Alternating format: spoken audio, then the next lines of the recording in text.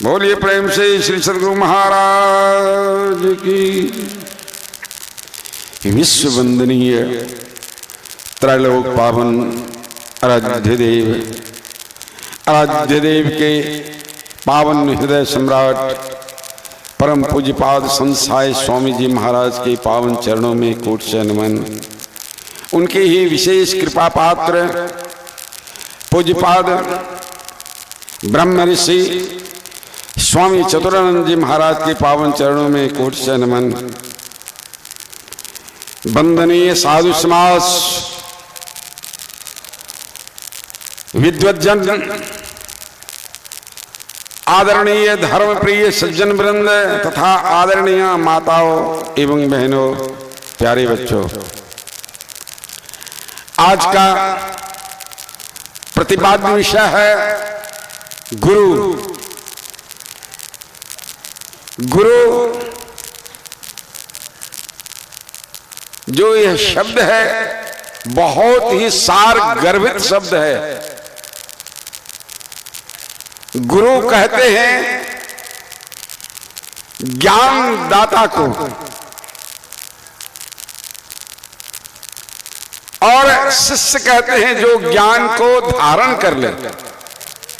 तो आदि गुरु परमात्मा है।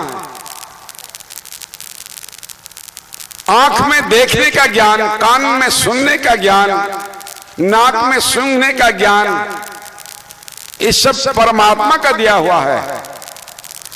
और इस जगती तल पर, इस भूतल पर जो गुरु आए, देखने की जो कला है, इस कला को बढ़ा करके जानकारी दी। जिनके जीवन में गुरु नहीं, उनका जीवन शुरू नहीं। कहा महापुरुषों ने, जाके रवि पंचक नहीं, ताही चतुर्थी नाही, तेहि सप्तक घेरे रहे, कबहू तृतीया नाही। जाके रवि पंचक नहीं, रवि का 5वां दिन, रवि सोम मंगल बुध बृहस्पति। बृहस्पति क्या है? बृहस्पतिवार को गुरुवार कहते हैं। देवताओं की गुरु बृहस्पति है ना।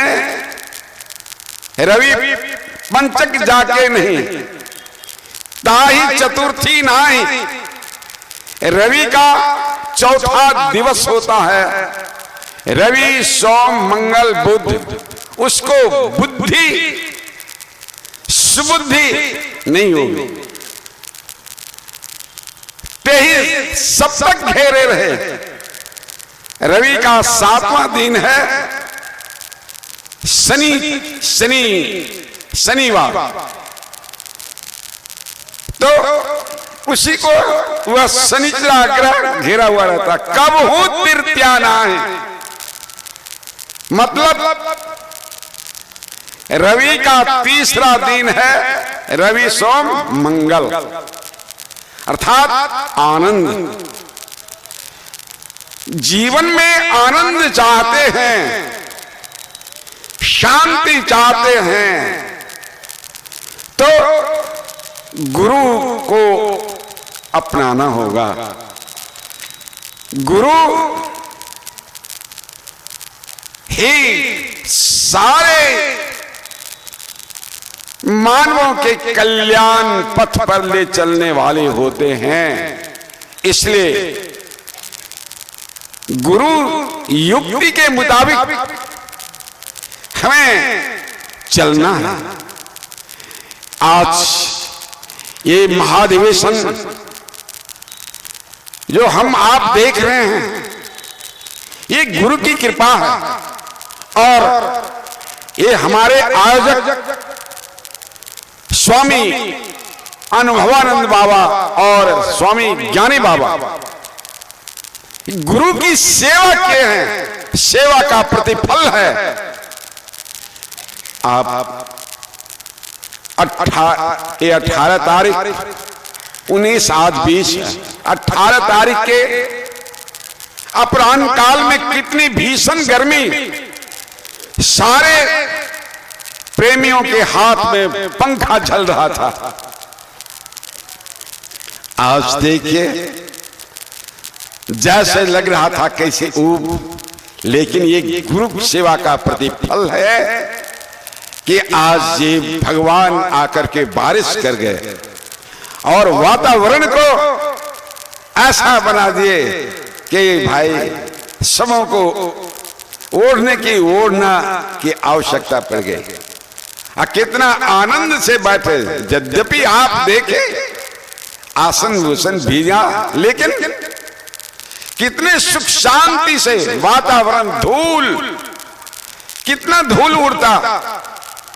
तो हमारे ये कहना पड़ता है कि अनुभव बाबा जो हैं, ये चंदौर की पावन धरती पर, ये साल बाजार की पावन धरती पर ये आयोजन, ध्यान साधना, ये महर्षि मेही धाम संत शाही नगर में बराबर ध्यान सत्संग करवाते आ रहे हैं और प्रेमियों को उन्मुक्त कर रहे हैं कि दूसरा कोई उपाय नहीं है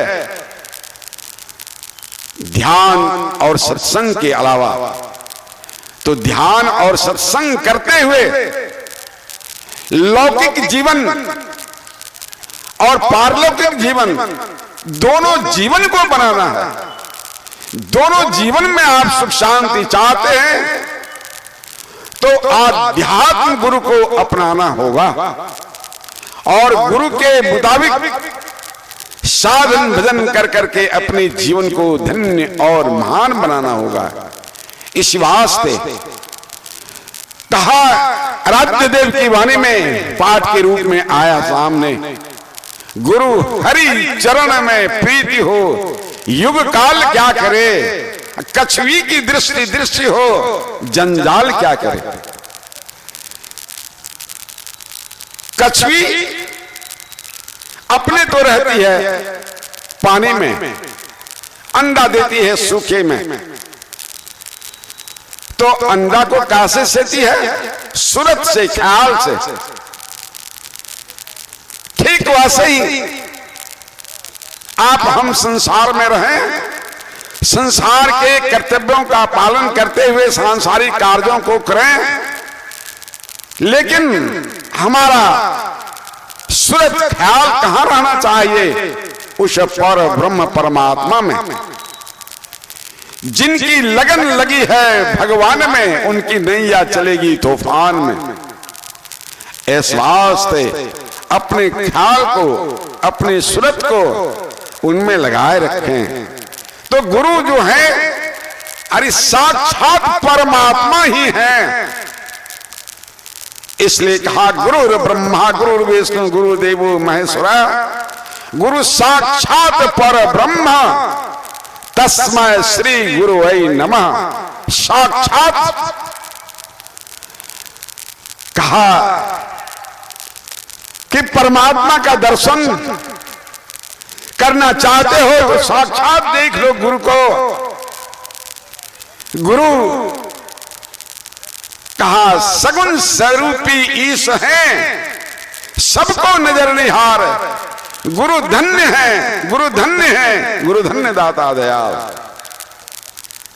प्रभु गुप्त है और गुरु प्रगट है एक ही दयाल। गुरु धन्य है, गुरु धन्य है, गुरु धन्य दाता दयाल। आता आराध्य देव ने पंक्ति दिया, गुरु हरि चरण में प्रीति हो तो युग काल क्या करे। युग 4 युग, सतयुग, त्रेता, द्वापर, कलयुग। तो सतयुग की आयु 17,28,000 वर्ष कलयुग की, सतयुग की आयु 12,96,000 वर्ष त्रेता की आयु, 8,64,000 वर्ष द्वापर की आयु और 4,32,000 वर्ष कलयुग की आयु। और बीता है कितना? 5.25 या 5.5 हजार वर्ष बीता है कलयुग। अभी इसी कली काल में हम आप हैं। तो गुरु हरि चरण में प्रीति हो जाए तो युग काल क्या करे, कछुई की दृष्टि दृष्टि हो जंजाल क्या करे। अतः हे भाइयों, सुना पाठ के अंतर्गत सत्संग गढ़ में वास हो भव पास क्या करे। एक मैं सुनाता हूं, राजा गोपीचंद राजा थे। उनकी माता बहुत विदुषी थी। एक दिन गोपीचंद स्नान कर रहे थे, दास स्नान करा रहे थे और मां ऊपर मंजिले पर बैठी हुई थी। मां के आंसू टपक पड़े गोपीचंद के बदन पर। गोपीचंद देखा कि मां रो रही है। अब पूज्य बाबा हम लोगों के बीच आ रहे हैं, अतः हम लोग बाबा का स्वागत करें। बोले श्री सद्गुरु महाराज की जय।